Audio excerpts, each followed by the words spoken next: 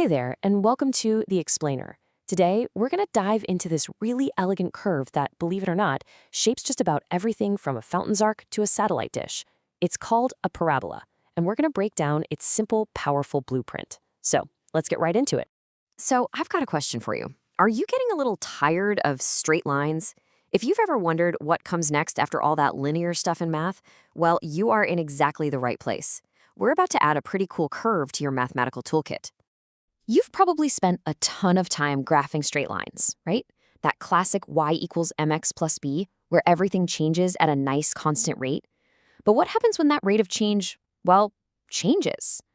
Our goal today is to really get a handle on this simple but incredibly powerful equation, y equals x squared. This little guy is the key to a whole new world of curves. Now here's the cool part. Every complex parabola you'll ever see, no matter how it's stretched or shifted or flipped, comes from one single, simple blueprint. So let's go ahead and meet the parent function, the OG quadratic that gets the whole party started. All right, here it is. F of x equals x squared. This is the quadratic parent function. And when you graph it, you get this perfect, symmetrical, U-shaped curve that we call a parabola. This is our foundation, our starting point for everything else. So what makes a parabola tick? To really master this shape, we need to understand its key features. Let's break down the anatomy of our new favorite curve. First step is the vertex. Just think of this as the absolute bottom of the U. It's the point where the graph stops going down and starts turning right back up.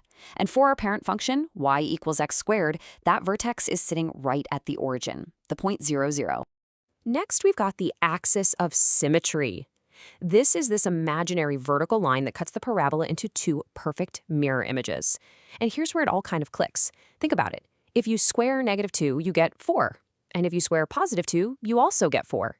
The graph perfectly reflects across the y-axis because the function treats those positive and negative inputs in a very similar way.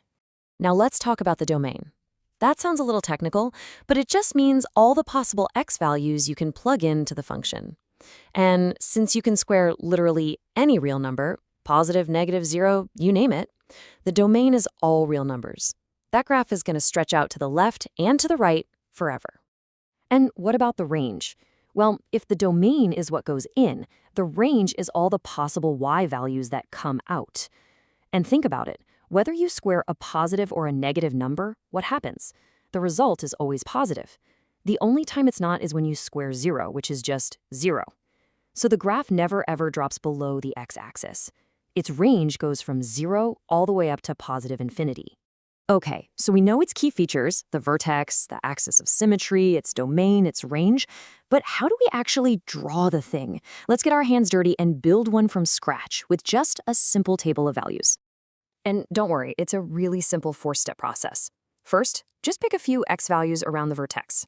Second, you plug each of them into y equals x squared to find out what y is.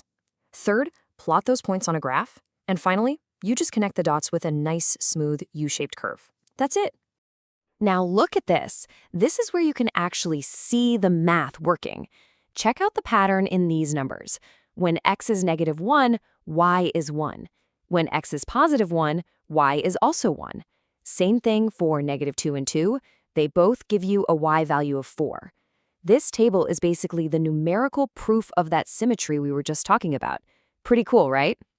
All right, heads up. As with any new concept in math, there are a couple of common little pitfalls people tend to fall into, but once you see them, they're super easy to avoid. Let's take a look. Okay, this is huge. When you substitute a negative number in for x, you absolutely must use parentheses. See, -3 in parentheses squared is +9. But without the parentheses, the order of operations says you're only squaring the 3, and the negative sign just kind of hangs out front, giving you -9. Totally different answer. So, to recap, the two biggest trip-ups are, number 1, squaring negatives, always use those parentheses, and number 2, confusing domain and range. Just remember, domain is your side-to-side spread, which is infinite, and range is your up and down spread, which for this function starts at 0 and goes up. So right about now, you might be asking yourself, okay, this is neat, but why does it matter? When am I actually going to use this? Well, it turns out this simple U-shape is hiding in plain sight, all around you. Seriously, you see this shape everywhere. The path of a basketball shot, the arc of water from a fountain, that's projectile motion, and it's all governed by a quadratic equation. Even a satellite dish is a parabola. It's the perfect shape for taking signals from space and focusing them all down to a single point.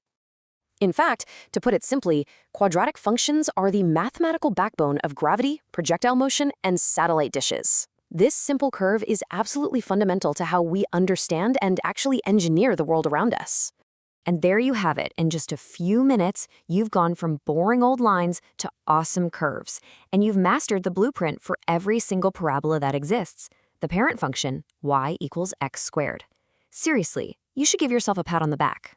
So we've met the parent function in its most basic, simple form, but that just leaves us with one last fascinating question to think about.